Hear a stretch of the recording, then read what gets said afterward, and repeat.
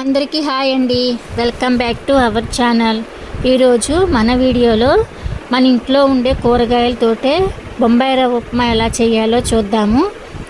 ముందుగా అయితే మన ఛానల్ ఎవరైనా కొత్తగా చూస్తున్నట్టయితే సబ్స్క్రైబ్ చేసుకోండి.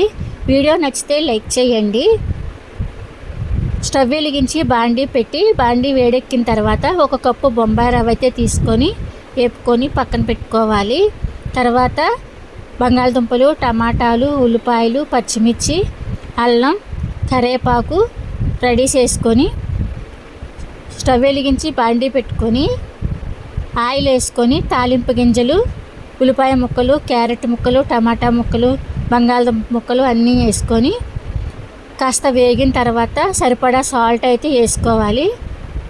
ముక్క ఉడికిందని తెలుసుకున్న తర్వాత ఒక కప్పుకి 4 కప్పులు వాటర్ పోసుకొని వాటర్ మరిగిన తర్వాత ముందుగా రెడీ చేసుకున్న బొంబాయి రవ్వ వేసుకోవడమే.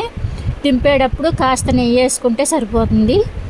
అంతేనండి, మన ఇంట్లో ఉండే కూరగాయలతోటి రెడీ చేసుకున్న బొంబాయి రవ్వ upma ready. Thanks for watching.